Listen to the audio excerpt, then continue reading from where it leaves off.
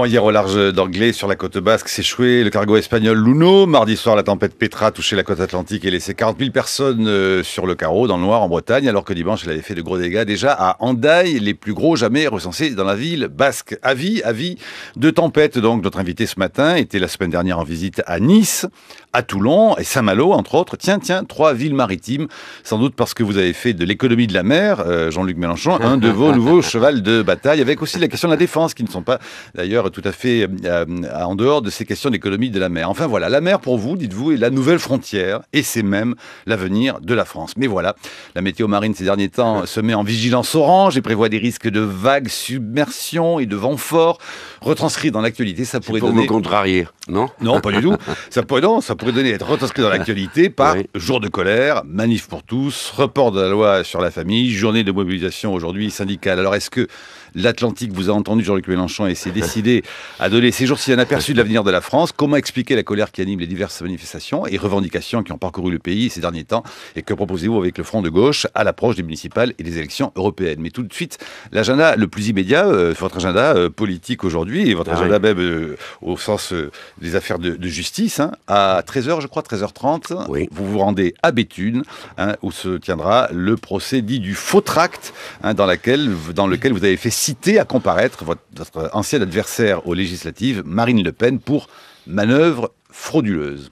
Oui, c'est-à-dire qu'elle a fait quelque chose qui est... Bon, dans toutes les élections, il y a des lettres anonymes, hein, vous savez. Bon. Vieille tradition. Oh oui, alors c'est assez répugnant, mais bon, on n'y peut rien, parce qu'on porte plainte, personne ne fait jamais de... Réellement, on ne trouve jamais. Là, il y en avait une par jour. De ma vie, je n'avais vu une chose pareille. Et ce jour-là, c'est une petite carte postale avec du vert dessus, il y a mon visage, il est marqué « Votons Mélenchon » avec une traduction en dessous en arabe. Bon, en tout cas, on peut le croire, c'est pas de l'arabe, parce que c'est écrit à l'envers. Et il y a une phrase extraite de mon discours de Marseille qui dit « Il n'y a pas d'avenir ». Vous savez, je parlais de l'unité des peuples de la Méditerranée, de leur destin commun. Je dis, une phrase qui a été sortie de son contexte. Oui, et la phrase dit « Il n'y a pas d'avenir possible sans les Arabes et les Berbères pour la France ». Bon, et alors, ils sortent ça, et moi, sur le moment, bon, comme il en tombait une par jour, bon, j'étais complètement mitridatisé, KO. Psychologiquement sous cette pluie. Mais mes amis, non, étaient un peu plus frais que moi, ils ont commencé à courir partout, jusqu'à trouver les distributeurs et les coincer. Et là, bon, on découvre que ce sont des militants du Front National, venus d'ailleurs. Mais ce que Marine Le Pen a dit au Forum reconnu ensuite. Attendez, non, elle commence par dire, non, c'est pas nous, comment vous osez, etc. Et comme on les a vraiment serrés de près, que mes amis ont trouvé des témoins, qu'on a trouvé le numéro de téléphone que ces distributeurs de tracts appelaient, tout d'un coup, elle passe à la télévision, elle dit « Mais oui, mais j'assume totalement. » Ah oui, mais ça change tout. Parce que c'est absolument interdit par la loi d'éditer un tract en faisant croire que c'est celui du voisin. Et si on accepte un mode pareil, il n'y a plus d'élection honnête, parce que vous ne saurez jamais si ce que vous avez dans les mains, c'est bien ce que vous envoie Monsieur Truc ou Monsieur Bidule. Et là, elle a commis une erreur, parce que elle manifeste beaucoup de désinvolture, cette femme, c'est-à-dire qu'elle se considère un peu au-dessus des lois. La loi sur le sujet est constante depuis 1849. Rendez-vous compte, il y a eu 4 républiques depuis et 2 guerres mondiales et on n'a pas changé le texte. Donc c'est quelque chose de très important est là. Alors elle prend tout ça par-dessus la jambe. Et vous voulez une jurisprudence Mélenchon sur cette affaire. Hein, vous y allez, parce que, vous voulez montrer que tous les coups ne sont pas permis. Est-ce qu'il n'y a pas quelque chose quand même de pathétique dans le fait de voir comme ça un duel politique finir en duel devant les tribunaux? C'est possible, oui, bien sûr, on peut le voir comme ça, mais c'est ça ou les coups de bâton, le règlement des conflits. Moi, je préfère la justice. Si la règle, c'est maintenant, chacun sort les tracts qu'il veut, moi, je sors des tracts du Front National demain, si vous voulez. Vous voyez bien qu'on n'aurait plus aucune élection honnête. Donc, c'est moins une affaire entre elles et nous qu'une affaire qui défend l'idée de démocratie elle-même. On croit ce que les gens disent et distribuent, et c'est à partir de là que le peuple est souverain. Mais vous avez raison de dire que les questions politiques ne doivent pas se régler dans les tribunaux. C'est le peuple qui les règle. Mais là, il ne peut pas les régler, puisqu'il ne sait jamais ce que vaut ce qu'on lui donne. Mais alors, cela dit, du coup, vous ne serez pas au Parlement européen aujourd'hui? Non, voilà. Et on va encore dire que vous n'êtes jamais au Parlement européen. Oui.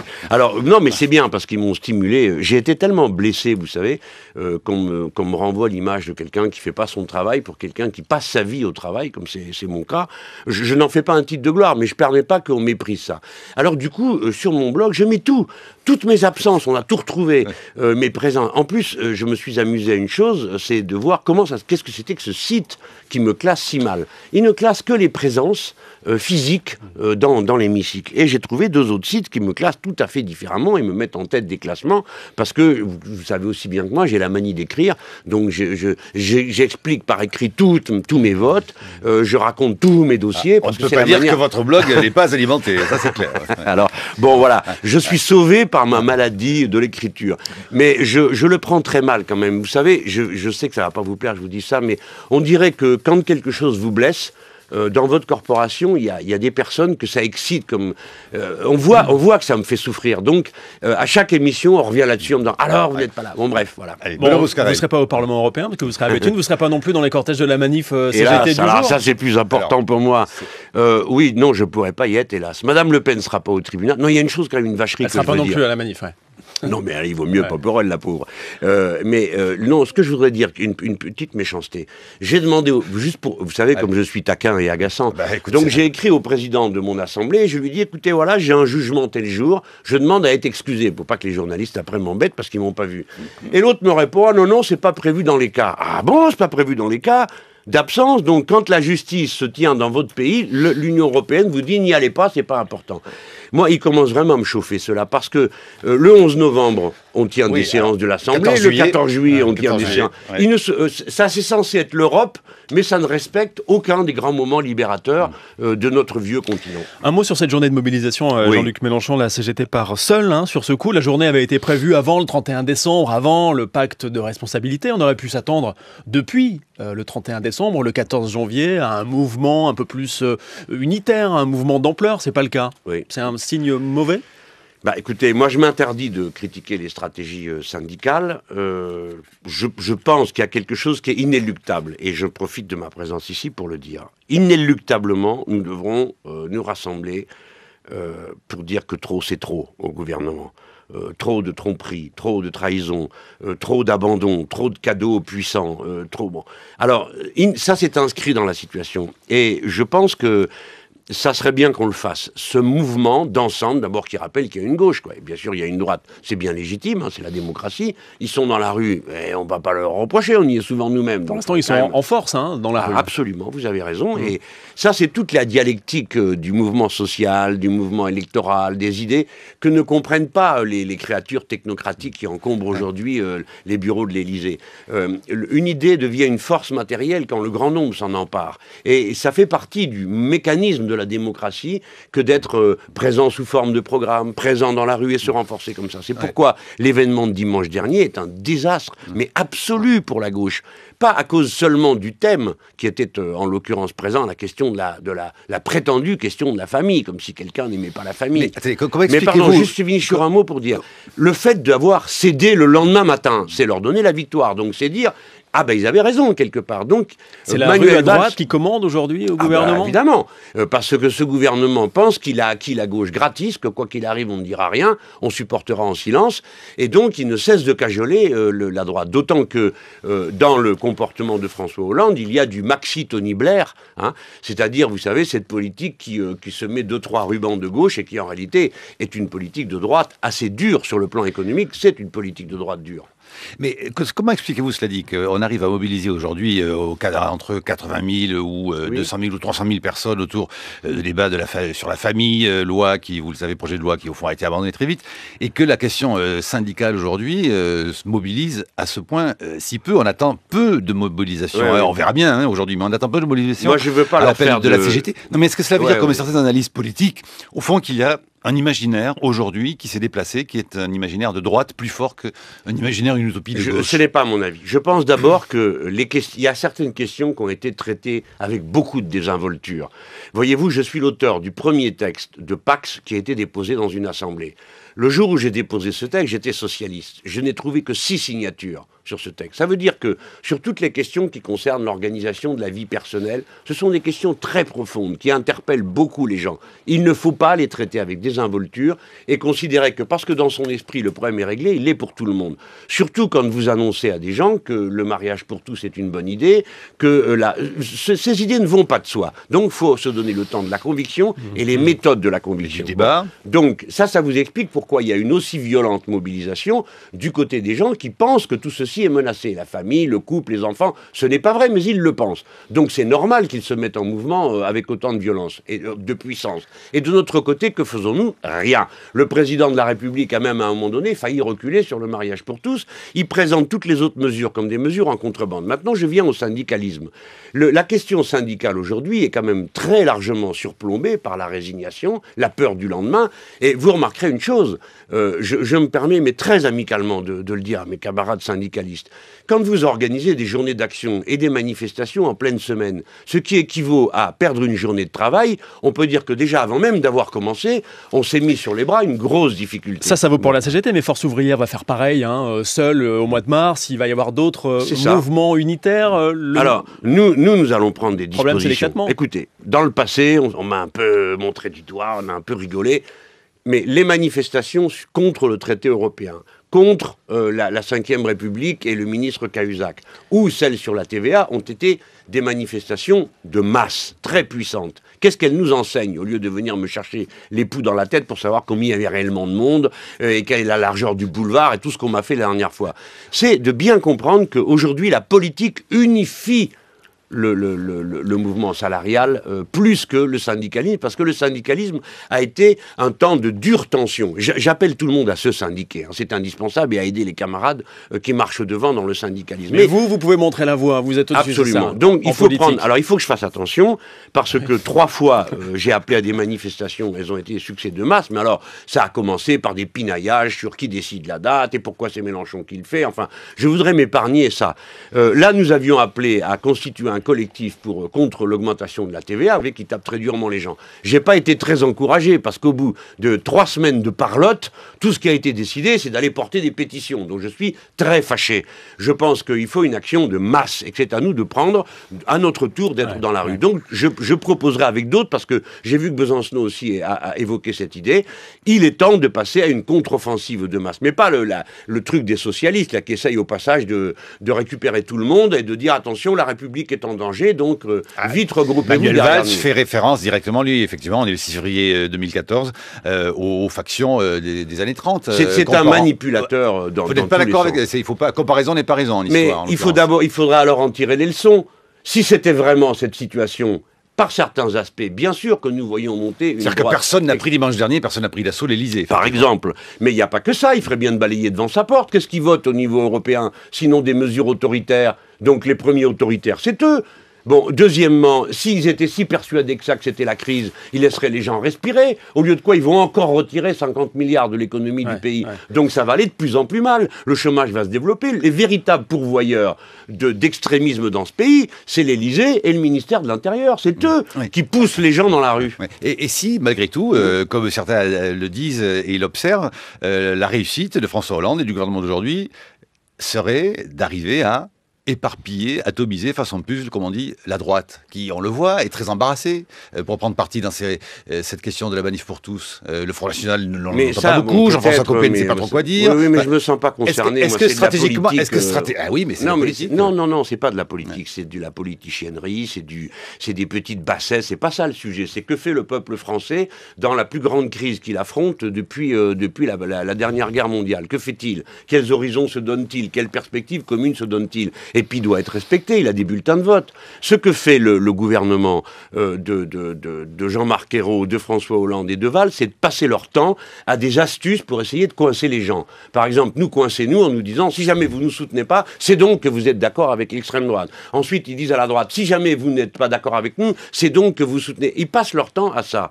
Et ce n'est pas comme ça qu'il faut traiter le problème. Il faut essayer d'élever le niveau de conscience collective, l'adhésion à des projets qui rassemblent, et essayer de tirer ce pays de l'impasse. Tout à l'heure, on va avoir une discussion économique, mais peut-être que quelqu'un va finir par se dire qu'une solution, une recette qui ne marche nulle part en Europe, qui provoque partout de la récession, ne peut pas être la solution pour l'avenir. Bon, et écoutez, je crois que vous êtes sur la même longueur d'onde, si je puis me permettre, que Brice Couturier, qui tout à l'heure introduira le débat à 8h15. Il faisait des beaux bouquins sur la jeunesse, celui-ci, autrefois. Ah oui, on s'est connus. Autrefois, c'est autrefois. Non, mais j'ai pas lu depuis. On s'est connus. Il a fait un bouquin qui s'appelait Saine Jeunesse, qui était formidable. Vous allez nous mettre en retard. Que direz-vous tout à l'heure à 8h15, Brice? Oui, Jean-Luc Mélenchon, vous avez prévenu que vous ne voteriez pas la confiance au pacte de responsabilité. responsabilité, vous venez de nous expliquer pourquoi, mais vu l'état et vu la situation économique de notre pays, vu les engagements que nous avons envers nos alliés européens, y avait-il des alternatives réalistes? Bien sûr. Voilà. Et allez, on enchaîne donc la deuxième partie des matins de France Culture. Je le rappelle, l'invité, au cas où certains déjà un peu piquant, quand même. À quelques-uns, Jean-Luc Mélenchon, Brice Couturier.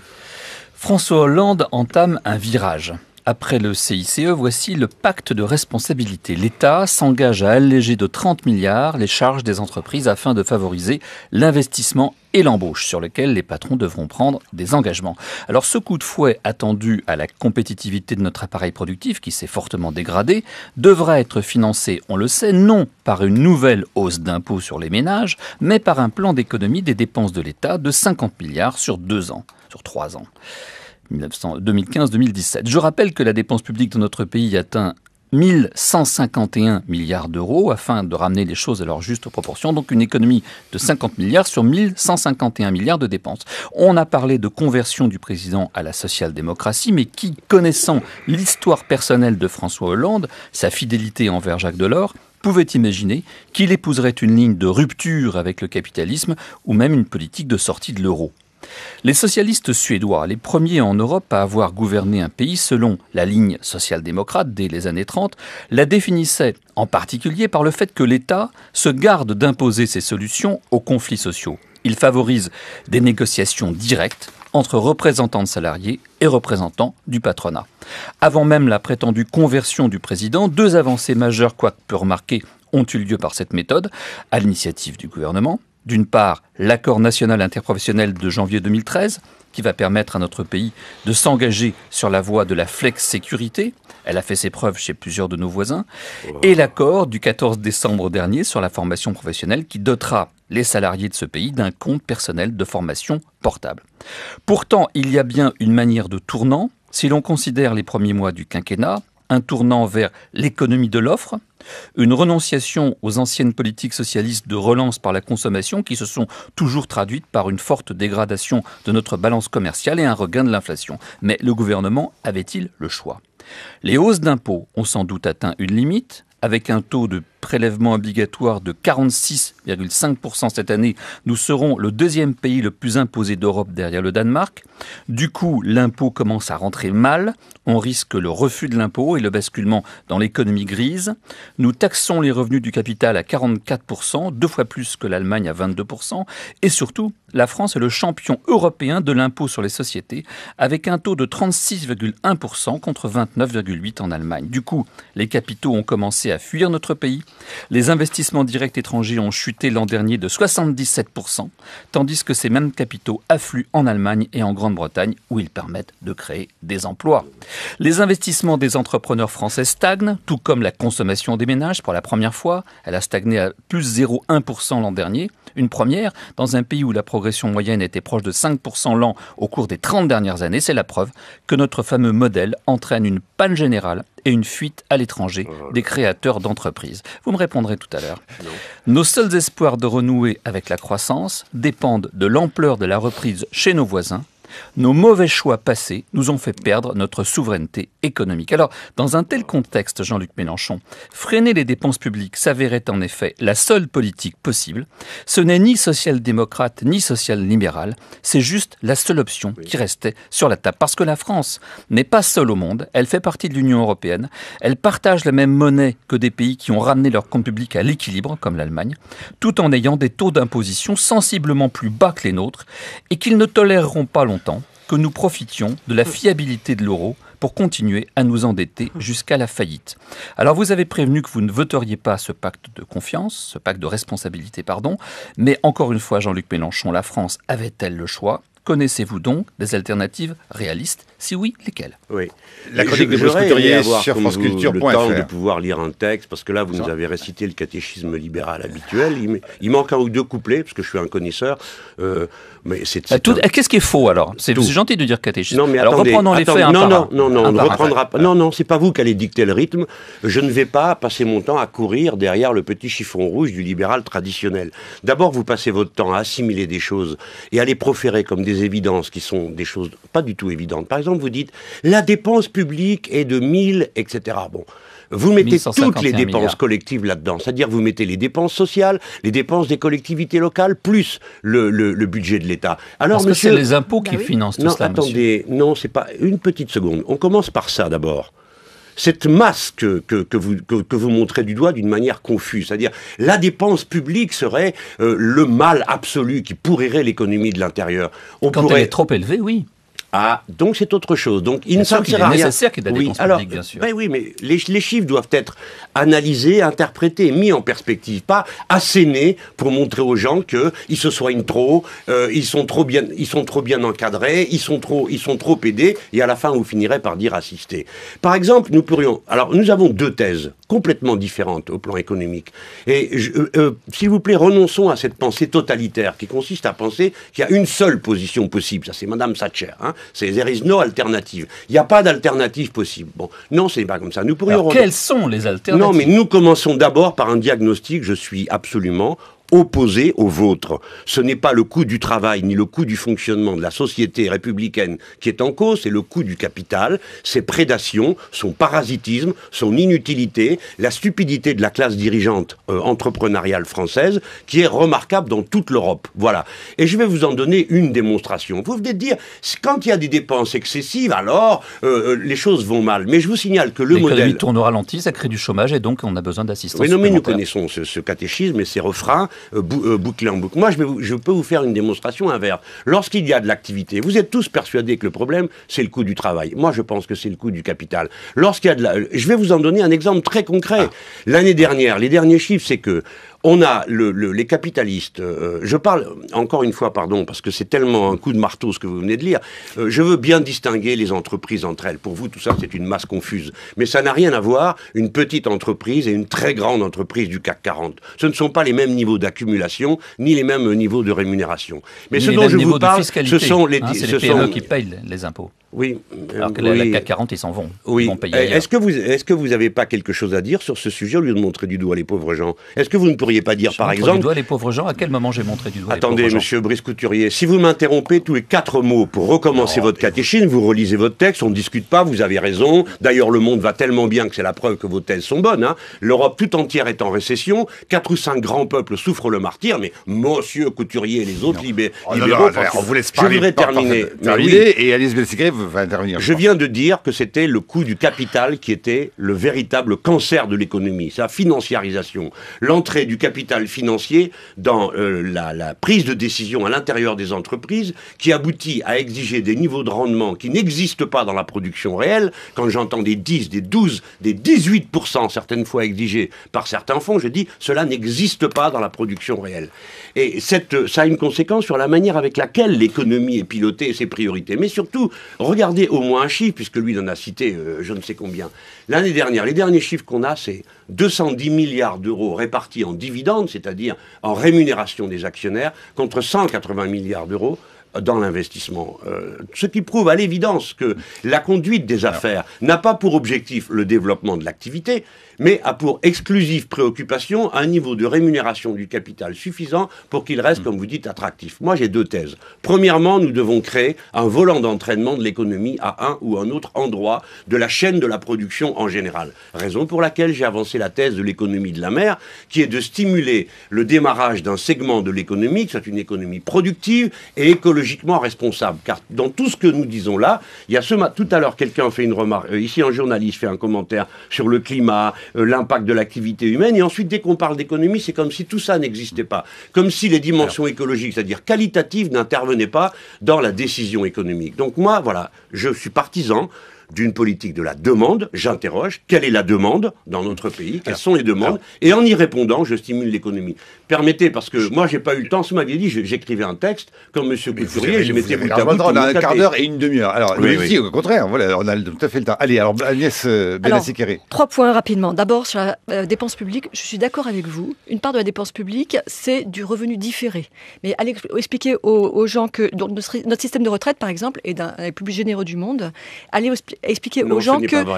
Ah ben si. Non, madame, 66 ans le départ à la retraite, avec une pension qui est à peine égale à 65%, vous mentez. Regardez les chiffres de l'INSEE sur le niveau de vie des retraités par rapport au niveau de vie des actifs, c'est le même niveau. Les retraités qui nous écoutent savent tous qu'ils baignent dans la joie, l'abondance et le bonheur, et cette petite dame vient de vous le dire. Vous avez reproché à M. Couturier de vous avoir coupé, donc ne me coupez pas. Mais parce que c'est insupportable, vous ne vous en rendez même pas compte. Moi, je m'en fous.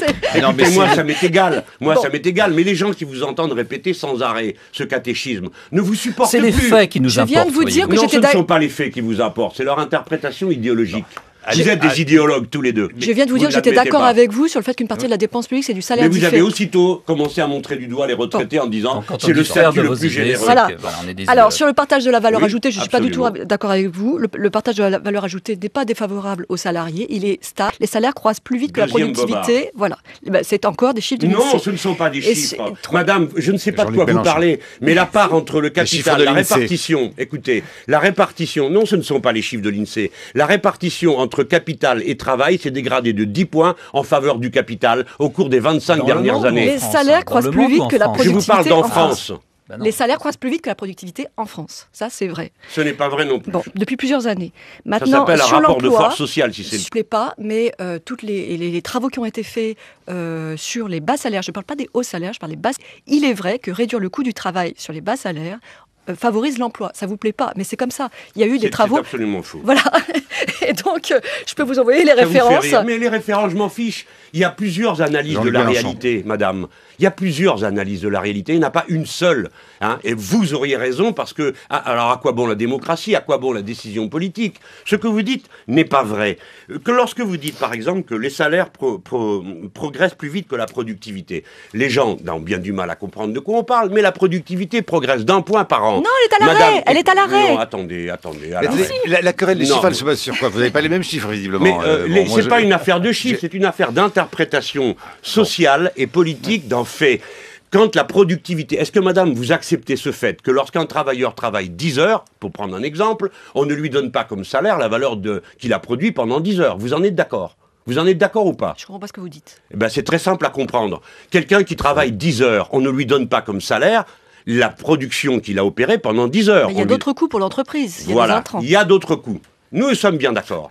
Par conséquent, il y a les coûts qui relèvent des matières premières, il y a les coûts qui relèvent des machines, il y a les coûts qui relèvent des murs. Nous sommes encore d'accord. Nous parlons donc de la part du travail que le travailleur a effectué, qu'il n'a pas reçu comme salaire, qui n'est pas parti en coût, et qui est du travail, comment ça s'appelle? Gratuit. Et c'est ce travail gratuit qu'on transforme en dividende. Par conséquent, quand le salaire va plus vite que la productivité, ça peut aussi vouloir dire que le rapport de force fait qu'on donne plus d'argent aux salariés qu'on en donne aux dividendes. Voilà, madame. Par conséquent, il n'y a pas de raison, quand il y a une marge de manœuvre aussi large que celle qui est la rémunération du capital, que les salaires, notamment les petits, ne progresse pas. Et maintenant, la démonstration du contraire de ce que vous êtes en train de dire, c'est la situation allemande, dont le moteur économique a consisté à être le passager clandestin de toute l'Europe, en vendant aux autres des produits de qualité, assemblés en Allemagne à partir de productions à bas prix, grâce au dumping social tout autour. Eh bien, cette année, pour la première fois, le moteur de l'économie allemande, c'est la consommation populaire. La consommation populaire, c'est comme les crevettes dans la rivière. C'est ce qui vous permet de savoir si l'économie est en bonne santé. Car figurez-vous, madame, que le but de l'économie, c'est que les gens puissent vivre, puissent se soigner, que les enfants soient éduqués et qu'on parte quand on est trop fatigué. Ça n'est pas de remplir les poches de quelques personnes. Mais j'ai jamais dit ça. Ah, mais vous ne l'avez pas dit, mais non. Madame, ça revient à ça. Vous dites, quand les petits salaires sont trop payés, alors l'économie s'écroule. Ce n'est pas vrai. Les salaires ont augmenté, c'est pas les petits salaires qui ont augmenté plus vite que la productivité, c'est les hauts salaires. Quand les petits salaires, mais vous parliez des petits salaires il y a un instant. J'ai pas parlé des petits salaires. Vous avez dit quand on abaisse le niveau de la rémunération de l'emploi... J'ai pas dit la rémunération, j'ai dit le coût. Les charges sociales. Mais madame, le coût, ça n'existe pas. Le travail n'est pas un coût, c'est la seule source de richesse. Essayez de faire avec un coût zéro du travail. Ça s'appelle un compte concentration, c'est pas ce que vous voulez. Vous avez déjà dirigé une entreprise? Madame, et vous avez dirigé quoi? Une association à but lucratif. Oui, c'est ça. Bon, je peux vous donner le nom. Très bien. Donc on ne peut parler de philosophie que si on est philosophe, on ne peut parler de bus que si on sait conduire un bus. Madame, mais pour qui me prenez-vous? Vous croyez que j'ai pas étudié en une vie entière de lutte avec les syndicalistes, de parlementaires? J'en sais bien plus que vous. Gardez pour vous cette forme d'arrogance qui consiste à discréditer vos interlocuteurs au motif que vous en sauriez plus qu'eux. Ce n'est pas acceptable. J'en sais plus que vous. C'est vous qui avez toujours cette stratégie de vous attaquer aux journalistes qui vous interrogent d'une manière agressive, qui est d'ailleurs une... D'accord, on va vous le dire plus gentiment. Que vous avez en commun avec Marine Le Pen, d'ailleurs c'est exactement les mêmes procédés, c'est-à-dire mettre en accusation le journaliste plutôt de répondre à ces questions. Oui, et vous, ça consiste à discréditer votre interlocuteur. Vous savez, monsieur, ça date du 5e siècle, ça s'appelle le sophisme. On discrédite la forme de l'argument et l'argumentateur. Quand vous êtes deux à m'interrompre... Cette agressivité est gratuite. Voilà.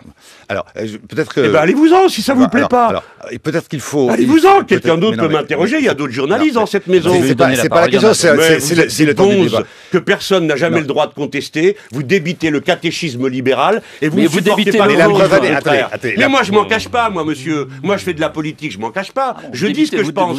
Je fais des analyses engagées, je suis marxiste. Je n'ai jamais prétendu avoir, moi, la vérité. Je prétends avoir une vérité. Je demande à ceux qui m'écoutent de choisir. Tandis que vous dites, il n'y a pas d'autre solution. C'est la grande différence intellectuelle entre vous et moi.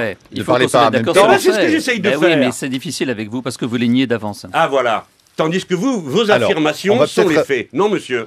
C'est juste un point de vue. On va peut-être avancer d'un cran sur les questions. Il y a une qui est partie, donc le suivant peut partir. Alors, elle est aussi. partie parce que c'était prévu qu'elle parte, et elle ne part pas parce que vous l'auriez vexée. Elle doit avoir un rendez-vous.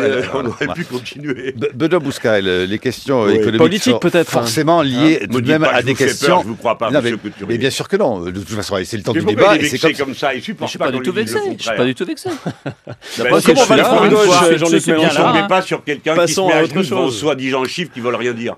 Bien. On attaque les questions politiques. Comment va le front de gauche, Jean-Luc Mélenchon? On sait que pendant les mois qui viennent de se passer, ça allait pas très fort entre le Parti communiste et vous, au Parti de gauche. Les élections arrivent, elles approchent, les élections européennes notamment. Vous aurez besoin d'être ressoudés.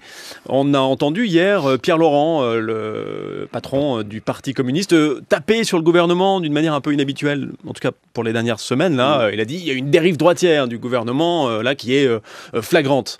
Il se rapproche un peu de votre ligne. Je pense il revient dans la maison. Il n'a pas eu de divergence, pour être honnête, on se connaît quand même assez. Il n'y a jamais eu de divergence sur l'appréciation. Simplement, eux pensaient que, ils croyaient que ça serait caché jusqu'à la fin des municipales. L'imprévu, c'est de voir un truc pareil qui vous coupe le souffle, parce que tout le monde a le souffle coupé. Donc ils sont en porte-à-faux, là, c'est ça? Je crois, oui. Mais je voudrais bien qu'on comprenne, c'est pas une divergence entre le parti de gauche, dont je suis le coprésident, et le Parti communiste, c'est une divergence à l'intérieur du Parti communiste. Parce que sur 6 dirigeants sur 11 de la direction actuelle du Parti communiste sont dans des listes autonomes au premier tour. Vous savez que moi, je demande que ça, l'autonomie au premier tour. C'est tout. Donc il y a 2 tours, on peut quand même penser ça, que c'est une bonne tactique. Et la moitié du Parti communiste est sur des listes autonomes au premier tour. Et ça, c'est pour ça que moi, ça me met tellement nerveux. Normalement, là, en ce moment, je devrais jubiler. Je devrais dire, formidable, ce que j'ai entrepris fonctionne. C'est-à-dire, ils se sont fait avoir, c'est ça? Ah non, mais ça, vous leur demanderez à eux. Moi, je ne veux pas répondre. C'est ce que vous j'ai déjà assez de problèmes comme ça dans la vie avec M. Couturier. Je ne peux pas me disputer avec tout le monde la même matinée. Bon, non, ce que je veux dire, c'est que je devrais triompher avec mes amis parce que non seulement nous avons des listes front de gauche dans toutes les villes des listes autonomes dans 600 villes au total. Toutes les villes de plus de 100 000, les 3/4 de celles de plus de 20 000. Mais en plus, nous avons des listes avec Europe Écologie Les Verts dans 80 villes aujourd'hui. On est en train de faire les comptes parce qu'on n'a pas des moyens matériels qui nous permettent d'être vraiment informés en temps réel. Mais c'est quelque chose de considérable. Donc on voit bien qu'est en train de se constituer une opposition de gauche. Qu'est-ce que vous voulez? Quand vous faites une municipale en commun, en principe, vous ne passez pas votre temps du bien de la liste adverse. Donc tous ces écologistes qui font liste commune avec nous, se prononcent contre l'austérité, se prononcent pour des modèles écologiquement responsables au niveau local. Donc c'est en contradiction avec la politique de l'offre et tout ce que raconte François Hollande. Est-ce que ça veut dire que si vous voulez comme ça aspirer au fond les écologistes vers le front de gauche, c'est que vous estimez que le parti officiel des Verts ne fait pas assez son travail en acceptant ça et là des places, moyennant une des places au gouvernement? Moi, est-ce que vous verdissez le rouge? Non, sachant que beaucoup d'électeurs d'Europe Écologie se reconnaissent au fond de plus en plus dans des questions de politique et d'économie que vous représentez et que vous défendez. Est-ce que le Front de gauche est appelé à devenir un front, je ne sais pas, rouge-vert et qui, au fond, enlèverait de sa substance ce qu'est le parti au gouvernement aujourd'hui, quand même, qui gouverne, les écolos au gouvernement? Bon, attendez, il y a 2 questions. La première est de fond. C'est est-ce que nous avons quelque chose à voir, nous, le Front de gauche, et le mouvement, la mouvance écologique. Mais la mouvance écologique, je veux en parler sur un plan culturel davantage que politique ou politicien. Bien sûr que nous avons à voir, en particulier, le parti de gauche est un parti écologiste. Et je ne vois pas comment la pensée du XXIe siècle, la pensée de gauche, pourrait passer à côté de cette formule que je vais résumer en 2-3 secondes. 1, il n'y a qu'un seul écosystème compatible avec la vie humaine. 2, il y a donc un intérêt général humain. 3, il y a donc des biens communs qui appartiennent à cet intérêt général. Nous ne pouvons le trouver que par la démocratie. Et nous devons dire chacun ce qui est bon pour tous. Voilà comment communisme, socialisme, écologie et humanisme républicain sont réconciliés dans une formule. Bien sûr que nous avons à voir. Après, il y a la vie normale de la démocratie, c'est de s'interpeller. Des fois, c'est un peu trop piquant. Des fois, ça ne l'est pas assez, on ne comprend pas. Mais c'est de s'interpeller, de créer des dynamiques. Nous sommes en train d'essayer de trouver une sortie par le haut de la crise en France. Pour ça, il faut rassembler. Donc, nous avons déjà rassemblé 4 millions de voix dans l'élection présidentielle sur ma candidature, mais on va pas rester comme ça, à cultiver ça comme un petit jardin pour obtenir je ne sais quoi en échange. Il s'agit maintenant de travailler à former une majorité. Et pour commencer, ça veut donc dire englober le plus de monde possible. Moi, j'ai dit une fois, on m'a pas entendu. Europe Écologie Les Verts, c'est ça votre but ? Non, parce qu'ils vont bouger. Au gouvernement, une autre vous rejoindrait. À peu près tout le monde va être dans cette situation. Il va bien falloir choisir.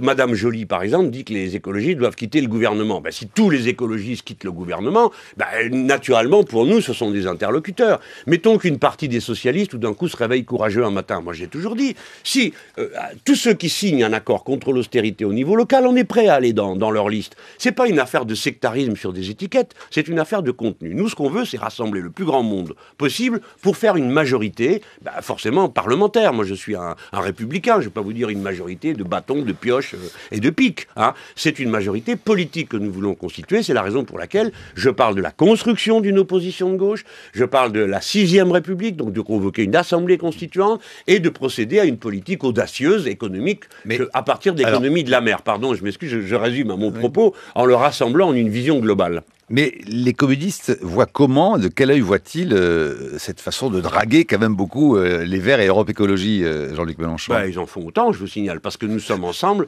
dans des listes Front de Gauche, Europe Écologie Les Verts, dans un certain nombre de villes. Dans d'autres villes, on n'y est pas, mais c'est rarement pour des raisons idéologiques. Mais vous vous positionnez de plus en plus sur l'écologie, c'est vrai, Jean-Luc Mélenchon. Vous avez récemment dit tout le bien que vous pensiez de l'industrie de la défense aussi. Alors, quand on veut mettre en colère un communiste, en tout cas c'était le cas il y a 10 ans, peut-être que ça évolue, mais quand on veut le mettre en colère, on lui parle de quand on veut mettre en colère quelqu'un de gauche, toujours, on lui parle de la défense. On lui parle d'écologie et de... C'est quoi cette manière de tirer à Dia les Verts d'un côté et maintenant, la défense. On vous a vu avec le général Desportes, les anciens officiers à la retraite, apparemment bénissant vos propos, vous soucieux et affectant de dire tout de même la défense c'est important. Il y a des militaires d'actifs qui ont sollicité l'autorisation de venir, ils n'ont pas pu venir. Oui, mais parce que les questions de défense sont des questions très sérieuses.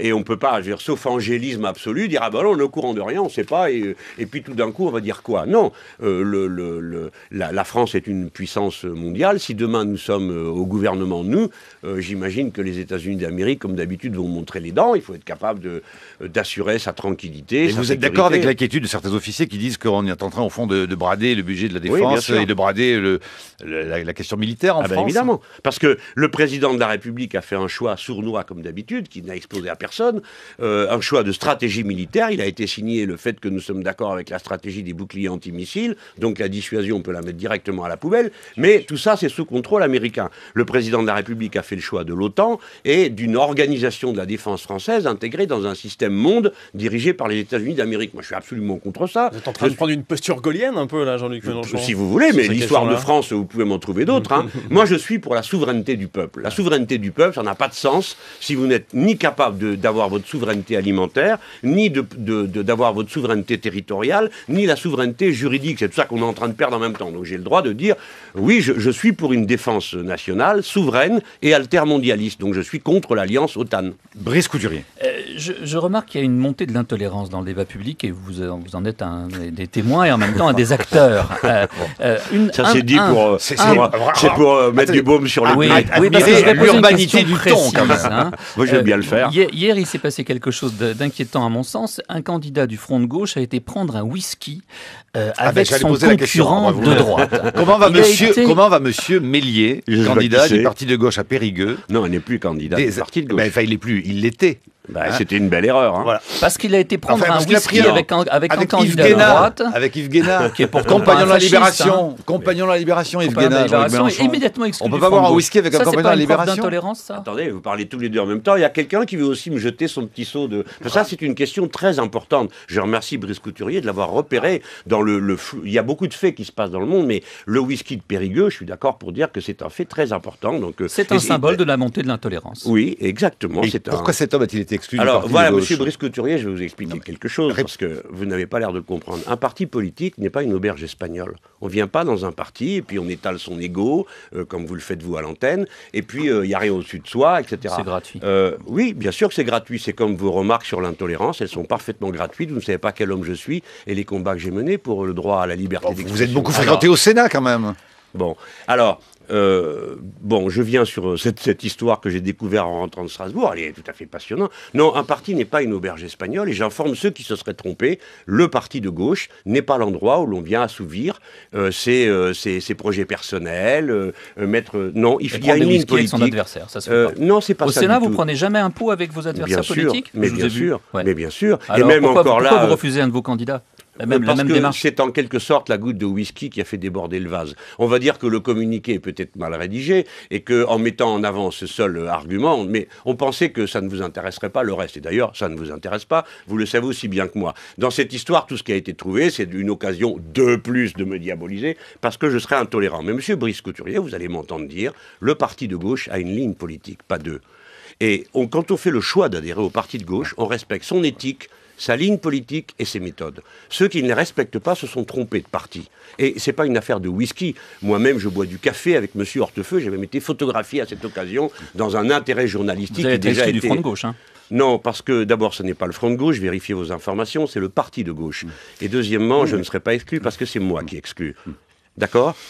Regardez-moi bien, monsieur Couturier. Voilà. Ce monsieur a un comportement qui est inacceptable. Il a été le directeur de la communication d'un imbécile qui a appelé ses parrains à l'élection présidentielle, parce que monsieur voulait être candidat à l'élection présidentielle, à reporter leur parrainage sur madame Le Pen. Il a été le directeur de communication de quelqu'un qui prétendait qu'il fallait inscrire sur le front des condamnés leur condamnation. Eh bien ça n'est pas compatible avec le parti de gauche. Et je me demande comment ça se fait qu'on n'a pas déjà jeté dehors ce type bien avant cette séquence-là. Voilà, monsieur. Et c'est à nous d'aller raconter tout ça à la radio. Vous savez bien ce que c'est, un parti politique, c'est comme tout, il y a tout dedans. Et un jour, vous découvrez que vous avez un parent pouilleux. Eh bien, nous l'avons exclu. C'est une bonne chose. Et je confirme que mes camarades ont eu raison de prendre cette décision. L'appartenance au parti de gauche est moralement exigeante et intellectuellement intraitable. Bon. Vous vous souvenez, Jean-Luc Mélenchon, restez avec nous, il reste un quart d'heure. C'est ce qu'il vous aller, moi. Hein. Vous vous souvenez de mon habitude, la chaise vide. Hein. De Victoire Passage, vous l'avez pris comment, ce Victoire Passage? Prends le pouvoir sur moi, Jean-Luc Mélenchon. Ah oui, j'étais stupéfait. Je veux que tu sois comme un passage piéton, un repère en béton, pas un Et une blonde oui, très alors, charmante. Il y a qu'à moi qu'on a fait ça. Hein. En pleine campagne présidentielle, une personne a pensé se faire de la pub sur mon dos et a fait ce truc. Et moi, j'ai répondu assez élégamment, je crois, contrairement à ce que dit M. Brice Couturier. Arrêtez de chercher au couturier. Mais non, c'est lui qui est là, il est, alors, je l'aime alors, beaucoup. Vous avez dit Ses quoi? livres sont très intéressants, il est de droite, il a le droit, il est libéral, il a le droit. Bon, il a tout à fait le droit, moi je respecte ça. Alors cette femme, j'ai dit, écoutez-moi, j'ai pas envie de prendre le pouvoir sur elle, ça m'a l'air épuisant. Hein. Voilà. Et d'ailleurs, j'ai d'une manière générale envie de prendre le pouvoir sur personne. Et en tout cas sur aucune femme, ni en tout cas personne qui prétendrait m'aimer. Je ne prendrai pas le pouvoir sur quelqu'un qui veut m'aimer. Je veux que tu sois comme un passage.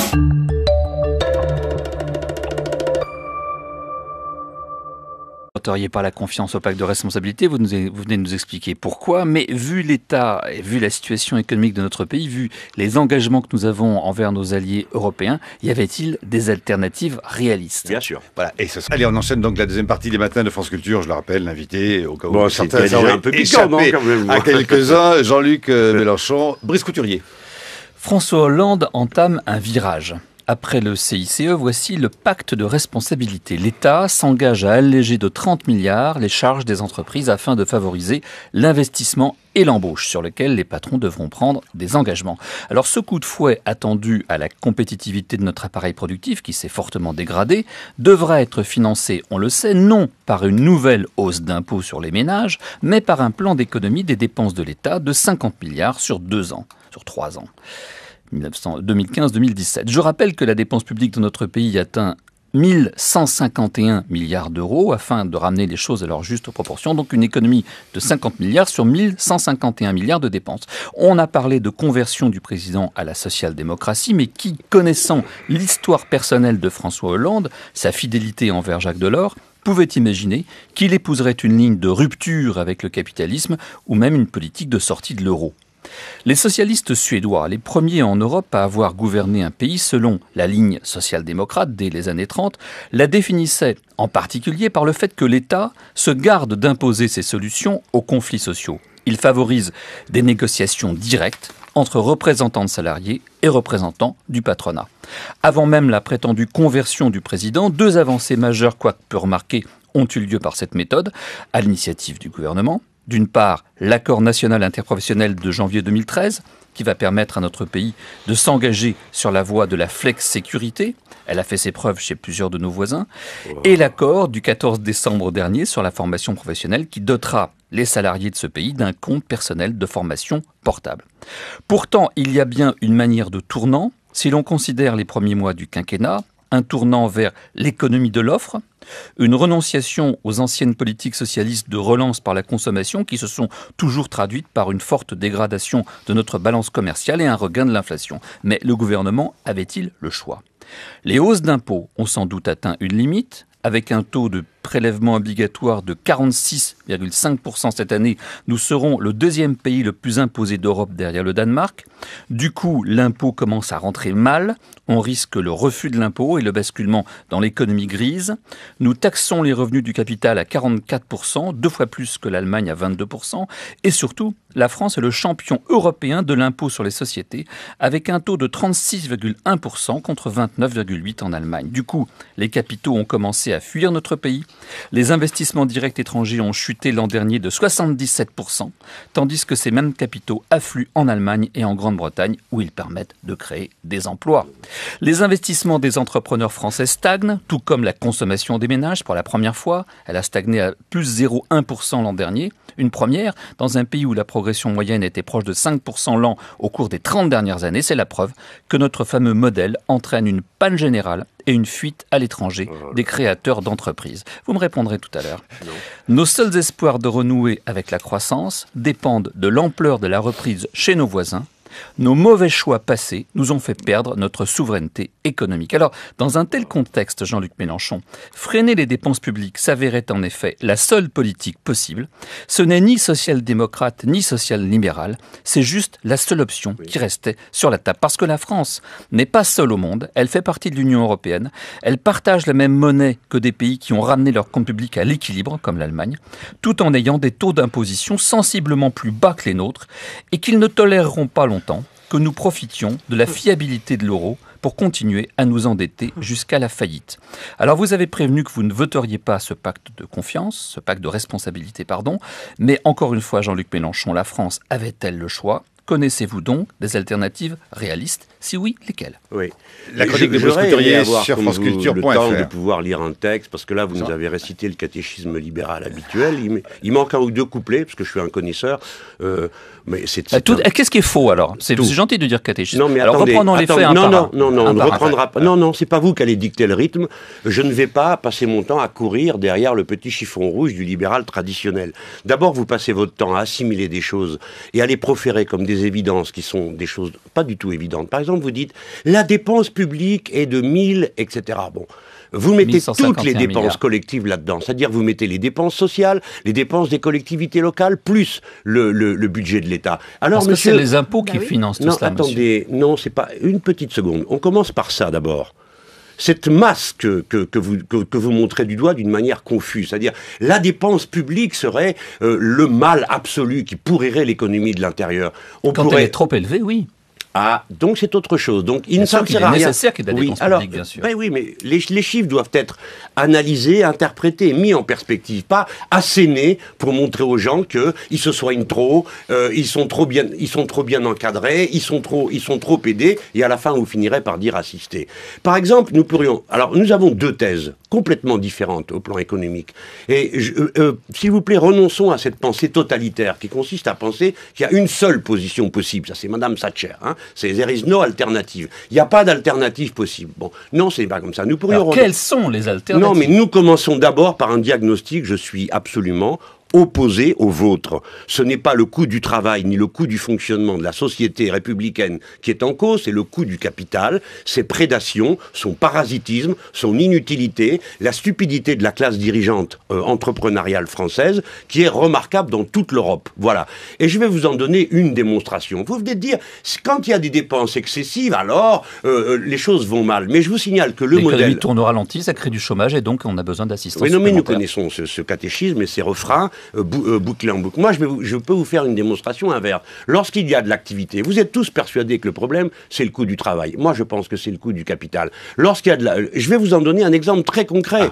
L'année dernière, les derniers chiffres, c'est que on a les capitalistes, je parle encore une fois, pardon, parce que c'est tellement un coup de marteau ce que vous venez de lire, je veux bien distinguer les entreprises entre elles. Pour vous, tout ça, c'est une masse confuse. Mais ça n'a rien à voir, une petite entreprise et une très grande entreprise du CAC 40. Ce ne sont pas les mêmes niveaux d'accumulation, ni les mêmes niveaux de rémunération. Mais ce dont je vous parle, ce sont les... c'est les PME qui payent les impôts. Oui.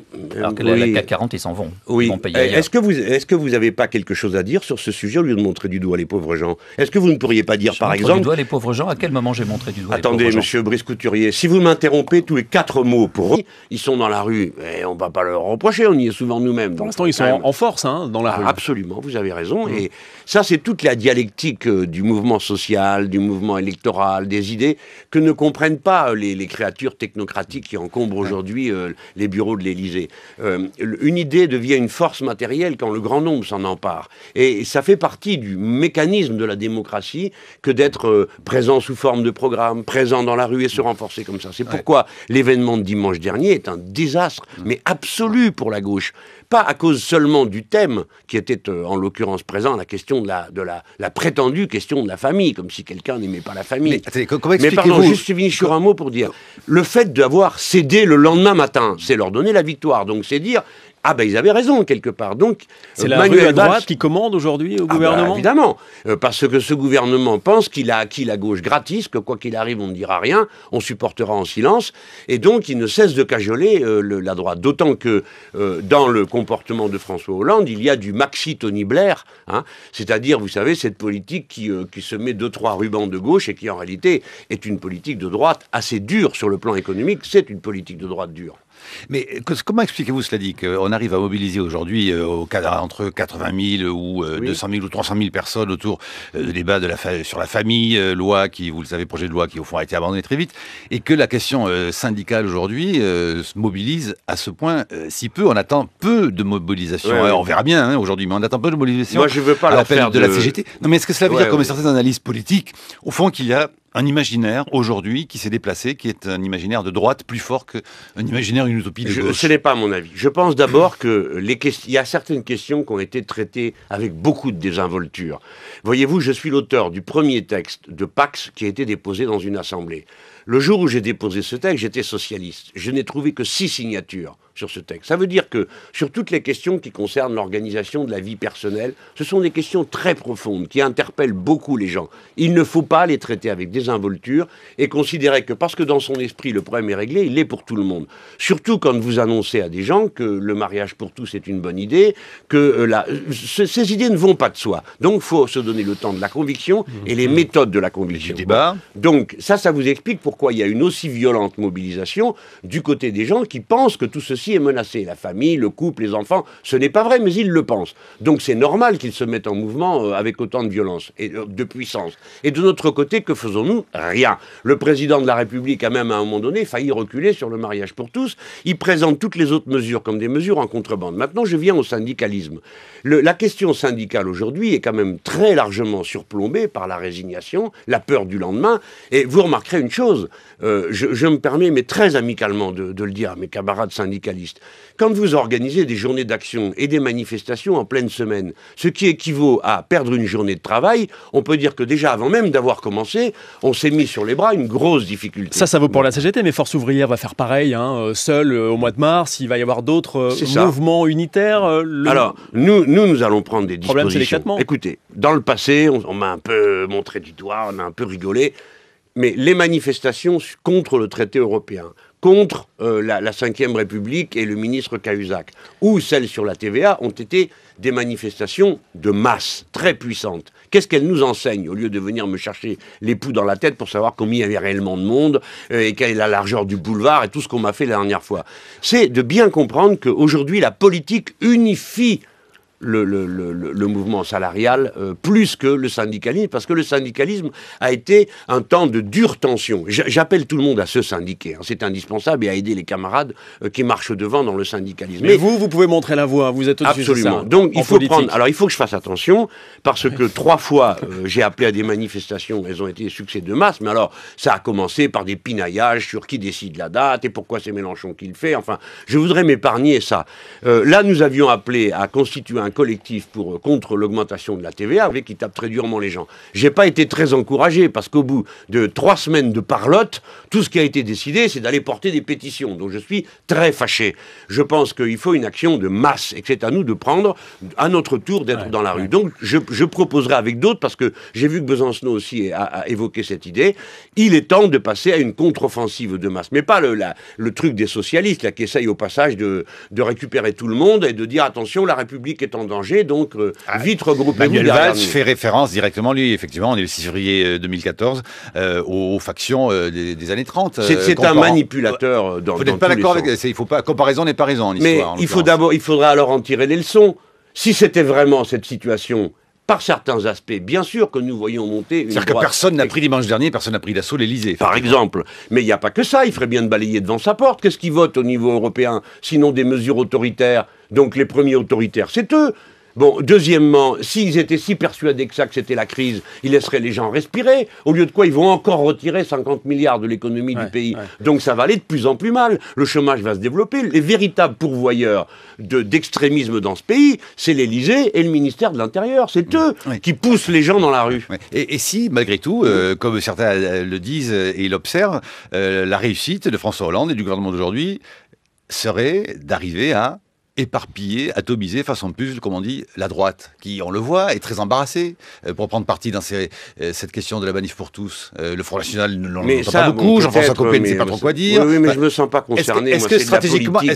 Ah oui, mais c'est de la politique. Non, c'est pas de la politique, c'est de la politiciennerie, c'est des petites bassesses, c'est pas ça le sujet. C'est que fait le peuple français dans la plus grande crise qu'il affronte depuis la dernière guerre mondiale. Que fait-il? Quels horizons se donne-t-il? Quelles perspectives communes se donne-t-il? Et puis il doit être respecté, il a des bulletins de vote. Ce que fait le gouvernement de Jean-Marc Ayrault, de François Hollande et de Valls, c'est de passer leur temps à des astuces pour essayer de coincer les gens. Par exemple, nous coincer nous en nous disant, si jamais vous ne nous soutenez pas, c'est donc que vous êtes d'accord avec l'extrême droite. Ensuite, ils disent à la droite, si jamais vous n'êtes pas d'accord avec nous, c'est donc que vous soutenez. Ils passent leur temps à ça.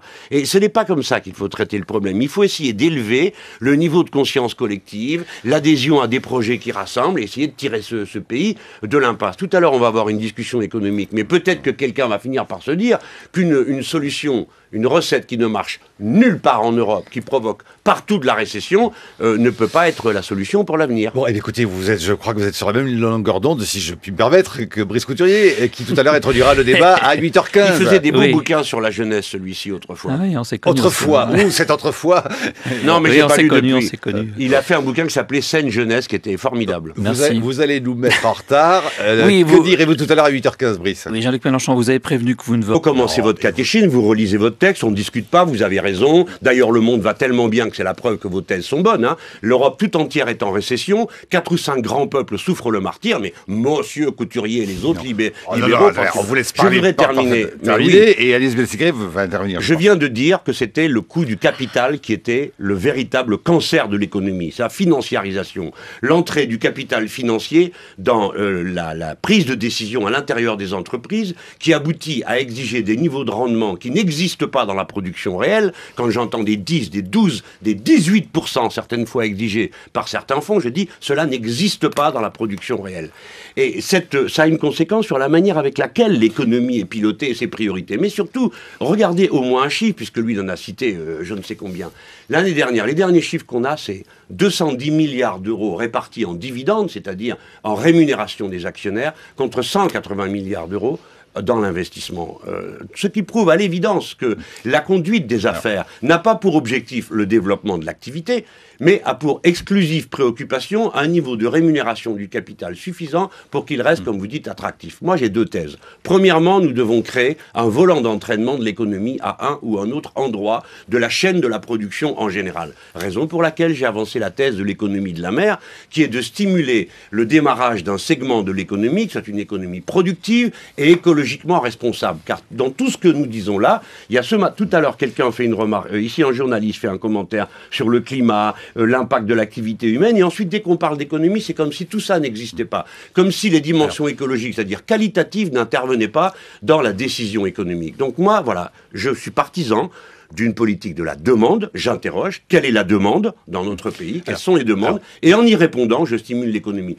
Permettez, parce que moi, j'ai pas eu le temps, ce m'aviez dit, j'écrivais un texte, comme M. Couturier, je mettais bout à bout. On a un quart d'heure et une demi-heure. Alors, ici, au contraire, voilà, on a tout à fait le temps. Allez, alors, Agnès Benassi-Kéré. 3 points rapidement. D'abord, sur la dépense publique, je suis d'accord avec vous. Une part de la dépense publique, c'est du revenu différé.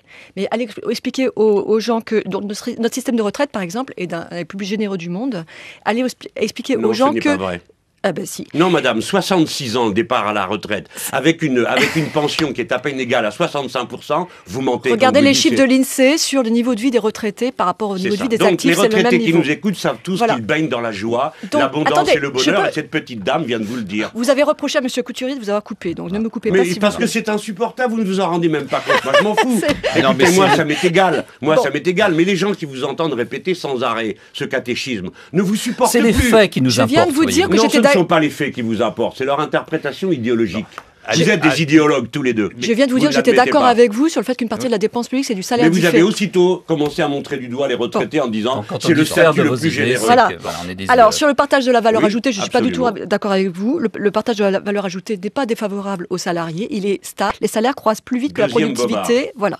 C'est encore des chiffres de l'INSEE. Non, ce ne sont pas des chiffres. Madame, je ne sais pas de quoi vous parlez, mais la part entre le capital, la répartition, écoutez, la répartition, non, ce ne sont pas les chiffres de l'INSEE. La répartition entre capital et travail s'est dégradé de 10 points en faveur du capital au cours des 25 dernières années. Les salaires croissent plus vite que la productivité. Je vous parle d'en France. Les salaires croissent plus vite que la productivité en France. Ça, c'est vrai. Ce n'est pas vrai non plus. Bon, depuis plusieurs années. Maintenant, ça s'appelle un rapport de force sociale, si c'est le... Je ne plaît pas, mais tous les travaux qui ont été faits sur les bas salaires, je ne parle pas des hauts salaires, je parle des bas. Il est vrai que réduire le coût du travail sur les bas salaires favorise l'emploi. Ça vous plaît pas, mais c'est comme ça. Il y a eu des travaux... C'est absolument faux. Voilà.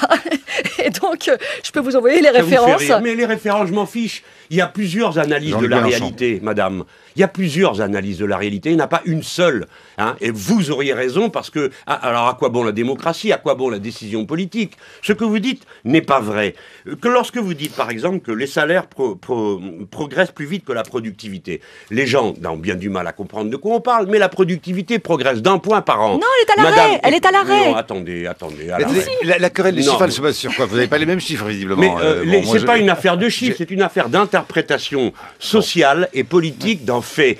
Quand la productivité... Est-ce que, madame, vous acceptez ce fait que lorsqu'un travailleur travaille 10 heures, pour prendre un exemple, on ne lui donne pas comme salaire la valeur qu'il a produit pendant 10 heures? Vous en êtes d'accord? Vous en êtes d'accord ou pas? Je ne comprends pas ce que vous dites. Eh ben, c'est très simple à comprendre. Quelqu'un qui travaille 10 heures, on ne lui donne pas comme salaire la production qu'il a opérée pendant 10 heures. Mais il y a d'autres coûts pour l'entreprise. Voilà, il y a d'autres coûts. Nous sommes bien d'accord. Par conséquent, il y a les coûts qui relèvent des matières premières, il y a les coûts qui relèvent des machines, il y a les coûts qui relèvent des murs. Nous sommes encore d'accord. Nous parlons donc de la part du travail que le travailleur a effectué, qu'il n'a pas reçu comme salaire, qui n'est pas parti en coût, et qui est du travail, comment ça s'appelle? Gratuit. Et c'est ce travail gratuit qu'on transforme en dividende. Par conséquent, quand le salaire va plus vite que la productivité, ça peut aussi vouloir dire que le rapport de force fait qu'on donne plus d'argent aux salariés qu'on en donne aux dividendes. Voilà, madame. Par conséquent, il n'y a pas de raison, quand il y a une marge de manœuvre aussi large que celle qui est la rémunération du capital, que les salaires, notamment les petits, ne progresse pas. Et maintenant, la démonstration du contraire de ce que vous êtes en train de dire, c'est la situation allemande, dont le moteur économique a consisté à être le passager clandestin de toute l'Europe, en vendant aux autres des produits de qualité, assemblés en Allemagne à partir de productions à bas prix, grâce au dumping social tout autour. Eh bien, cette année, pour la première fois, le moteur de l'économie allemande, c'est la consommation populaire.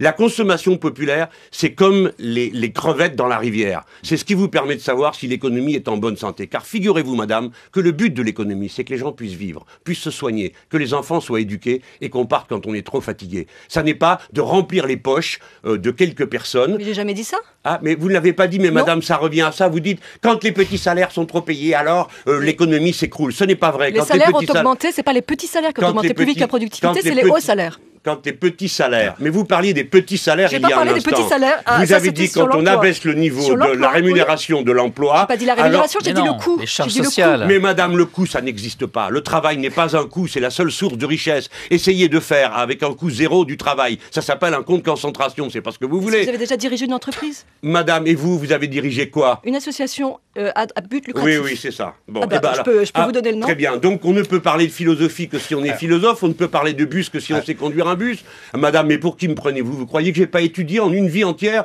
de lutte avec les syndicalistes, de parlementaires? J'en sais bien plus que vous. Gardez pour vous cette forme d'arrogance qui consiste à discréditer vos interlocuteurs au motif que vous en sauriez plus qu'eux. Ce n'est pas acceptable. J'en sais plus que vous. C'est vous qui avez toujours cette stratégie de vous attaquer aux journalistes qui vous interrogent d'une manière agressive, qui est d'ailleurs une... D'accord, on va vous le dire plus gentiment. Que vous avez en commun avec Marine Le Pen, d'ailleurs c'est exactement les mêmes procédés, c'est-à-dire mettre en accusation le journaliste plutôt que de répondre à ses questions. Oui, et vous, ça consiste à discréditer votre interlocuteur. Vous savez, monsieur, ça date du 5e siècle, ça s'appelle le sophisme. On discrédite la forme de l'argument et l'argumentateur. Quand vous êtes deux à m'interrompre... Cette agressivité est gratuite. Voilà. Alors, peut-être que... Eh ben, allez-vous-en, si ça vous plaît pas. Alors, peut-être qu'il faut... Allez-vous-en, quelqu'un d'autre peut m'interroger, il y a d'autres journalistes dans cette maison. C'est pas la question, c'est le temps du débat. Que personne n'a jamais le droit de contester, vous débitez le catéchisme libéral et vous ne supportez pas la preuve. Mais moi, je m'en cache pas, moi, monsieur. Moi, je fais de la politique, je m'en cache pas. Je dis ce que je pense. Je fais des analyses engagées, je suis marxiste. Je n'ai jamais prétendu avoir, moi, la vérité. Je prétends avoir une vérité. Je demande à ceux qui m'écoutent de choisir. Tandis que vous dites, il n'y a pas d'autre solution. C'est la grande différence intellectuelle entre vous et moi. Il faut qu'on se mette d'accord sur les faits. C'est ce que j'essaye de faire. Oui, mais c'est difficile avec vous parce que vous les niez d'avance. Ah, voilà. Tandis que vos affirmations sont les faits. Non, monsieur. C'est juste un point de vue. On va peut-être avancer d'un cran sur des questions. Il y a une qui est partie, donc le suivant pourrait partir. Alors, elle est partie parce que c'était prévu qu'elle parte, elle n'est pas parce que vous l'auriez vexée. Elle doit avoir un rendez-vous.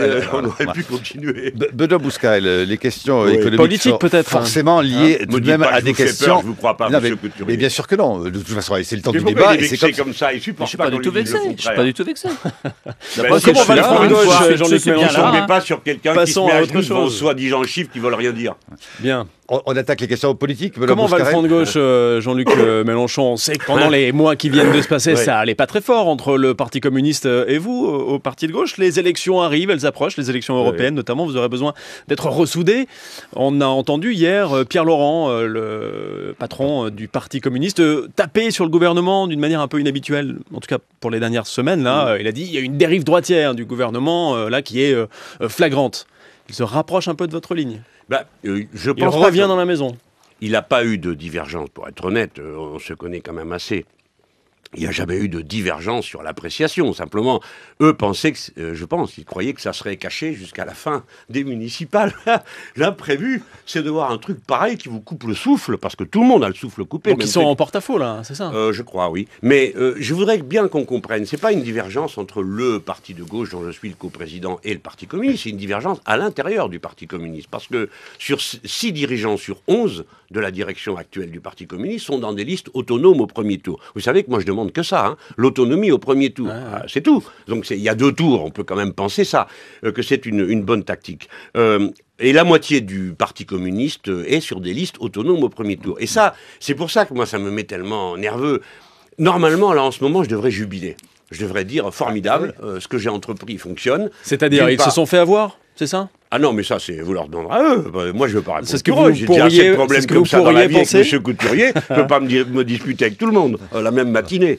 Bon, non, ce que je veux dire, c'est que je devrais triompher avec mes amis parce que non seulement nous avons des listes front de gauche dans toutes les villes des listes autonomes dans 600 villes au total. Toutes les villes de plus de 100 000, les 3/4 de celles de plus de 20 000. Mais en plus, nous avons des listes avec Europe Écologie Les Verts dans 80 villes aujourd'hui. On est en train de faire les comptes parce qu'on n'a pas des moyens matériels qui nous permettent d'être vraiment informés en temps réel.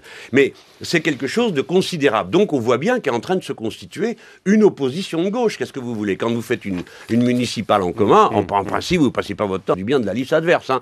Donc tous ces écologistes qui font liste commune avec nous, se prononcent contre l'austérité, se prononcent pour des modèles écologiquement responsables au niveau local. Donc c'est en contradiction avec la politique de l'offre et tout ce que raconte François Hollande. Est-ce que ça veut dire que si vous voulez comme ça aspirer au fond les écologistes vers le front de gauche, c'est que vous estimez que le parti officiel des Verts ne fait pas assez son travail en acceptant ça et là des places, moyennant une des places au gouvernement? Est-ce que vous verdissez le rouge?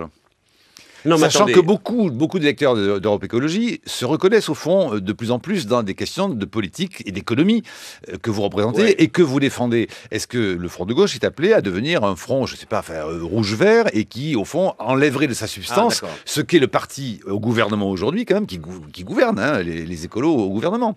Bon, attendez, il y a deux questions. La première est de fond. C'est est-ce que nous avons quelque chose à voir, nous, le Front de gauche, le mouvement, la mouvance écologique. Mais la mouvance écologique, je veux en parler sur un plan culturel davantage que politique ou politicien. Bien sûr que nous avons à voir, en particulier, le parti de gauche est un parti écologiste. Et je ne vois pas comment la pensée du XXIe siècle, la pensée de gauche, pourrait passer à côté de cette formule que je vais résumer en 2-3 secondes. 1, il n'y a qu'un seul écosystème compatible avec la vie humaine. 2, il y a donc un intérêt général humain. 3, il y a donc des biens communs qui appartiennent à cet intérêt général. Nous ne pouvons le trouver que par la démocratie. Et nous devons dire chacun ce qui est bon pour tous. Voilà comment communisme, socialisme, écologie et humanisme républicain sont réconciliés dans une formule. Bien sûr que nous avons à voir. Après, il y a la vie normale de la démocratie, c'est de s'interpeller. Des fois, c'est un peu trop piquant. Des fois, ça ne l'est pas assez, on ne comprend pas. Mais c'est de s'interpeller, de créer des dynamiques. Nous sommes en train d'essayer de trouver une sortie par le haut de la crise en France. Pour ça, il faut rassembler. Donc, nous avons déjà rassemblé 4 millions de voix dans l'élection présidentielle sur ma candidature, mais on va pas rester comme ça, à cultiver ça comme un petit jardin pour obtenir je ne sais quoi en échange. Il s'agit maintenant de travailler à former une majorité. Et pour commencer, ça veut donc dire englober le plus de monde possible. Moi, j'ai dit une fois, on m'a pas entendu. Europe Écologie Les Verts, ça votre but? Non, parce qu'ils vont bouger. Reste au gouvernement, une autre vous rejoindrait. À peu près tout le monde va être dans cette situation. Il va bien falloir choisir. Madame Joly, par exemple, dit que les écologistes doivent quitter le gouvernement. Si tous les écologistes quittent le gouvernement, naturellement, pour nous, ce sont des interlocuteurs. Mettons qu'une partie des socialistes, tout d'un coup, se réveille courageux un matin. Moi, j'ai toujours dit, si tous ceux qui signent un accord contre l'austérité au niveau local, on est prêt à aller dans leur liste. C'est pas une affaire de sectarisme sur des étiquettes, c'est une affaire de contenu. Nous, ce qu'on veut, c'est rassembler le plus grand monde possible pour faire une majorité, forcément parlementaire. Moi, je suis un républicain, je ne vais pas vous dire une majorité de bâtons, de pioches et de piques. Hein. C'est une majorité politique que nous voulons constituer. C'est la raison pour laquelle je parle de la construction d'une opposition de gauche, je parle de la 6e République, donc de convoquer une assemblée constituante et de procéder à une politique audacieuse, économique, à partir de l'économie de la mer. Pardon, je m'excuse, je résume à mon propos en le rassemblant en une vision globale. Mais les communistes voient comment, de quel œil voient-ils cette façon de draguer quand même beaucoup les Verts et Europe Écologie, Jean-Luc Mélenchon? Ils en font autant, je vous signale, parce que nous sommes ensemble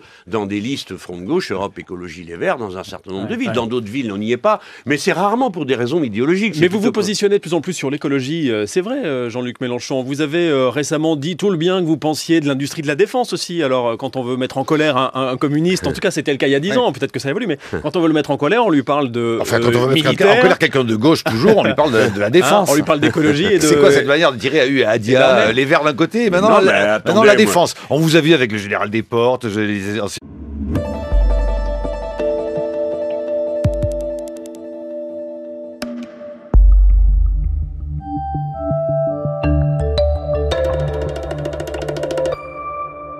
Bon, hier au large d'Anglais, sur la côte basque, s'échouait le cargo espagnol Luno. Mardi soir, la tempête Petra a touché la côte atlantique et laissé 40 000 personnes sur le carreau, dans le noir, en Bretagne, alors que dimanche, elle avait fait de gros dégâts déjà à Hendaye, les plus gros jamais recensés dans la ville basque. Avis de tempête. Donc, notre invité ce matin était la semaine dernière en visite à Nice, à Toulon et Saint-Malo, entre autres. Tiens, 3 villes maritimes, sans doute parce que vous avez fait de l'économie de la mer, Jean-Luc Mélenchon, un de vos nouveaux chevals de bataille, avec aussi la question de la défense, qui ne sont pas d'ailleurs d'ailleurs tout à fait en dehors de ces questions d'économie de la mer. Enfin voilà, la mer pour vous, dites-vous, est la nouvelle frontière et c'est même l'avenir de la France. Mais voilà, la météo marine ces derniers temps se met en vigilance orange et prévoit des risques de vagues, submersion et de vents forts.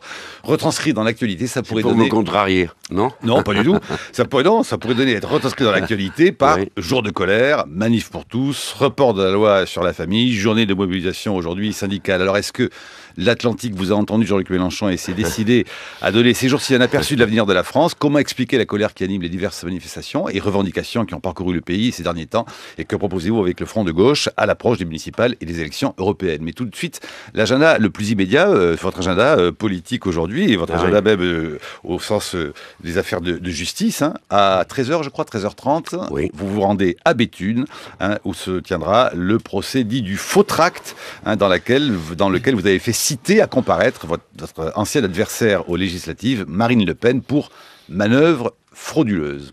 Oui, c'est-à-dire qu'elle a fait quelque chose qui est... Bon, dans toutes les élections, il y a des lettres anonymes, vous savez. Bon. Vieille tradition. Oh oui, alors c'est assez répugnant, mais bon, on n'y peut rien, parce qu'on porte plainte, personne ne fait jamais réellement, on ne trouve jamais.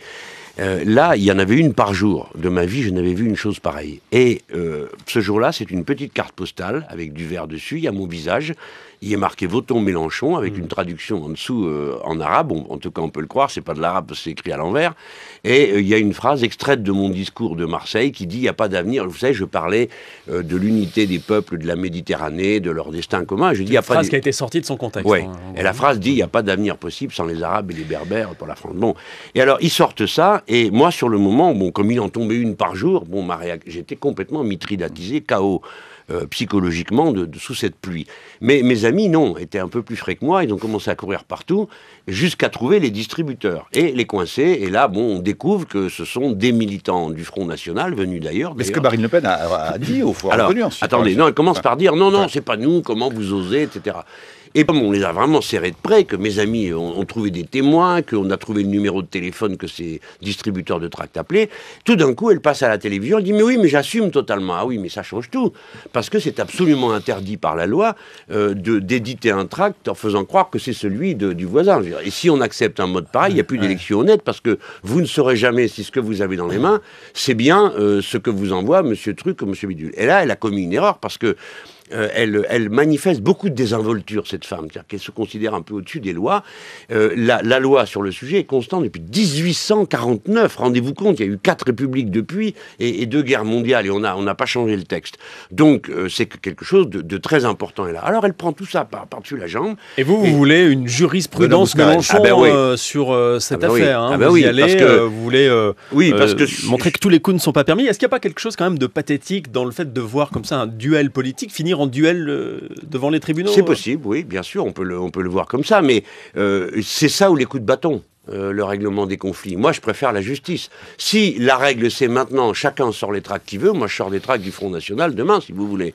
Vous voyez bien qu'on n'aurait plus aucune élection honnête. Donc, c'est moins une affaire entre elles et nous qu'une affaire qui défend l'idée de démocratie elle-même. On croit ce que les gens disent et distribuent, et c'est à partir de là que le peuple est souverain. Mais vous avez raison de dire que les questions politiques ne doivent pas se régler dans les tribunaux. C'est le peuple qui les règle. Mais là, il ne peut pas les régler, puisqu'il ne sait jamais ce que vaut ce qu'on lui donne. Alors, cela dit, du coup, vous ne serez pas au Parlement européen aujourd'hui? Non, voilà. On va encore dire que vous n'êtes jamais au Parlement européen. Oui. Alors, non, mais c'est bien, parce qu'ils m'ont stimulé. J'ai été tellement blessé, vous savez, qu'on me renvoie l'image de quelqu'un qui ne fait pas son travail pour quelqu'un qui passe sa vie au travail, comme c'est mon cas.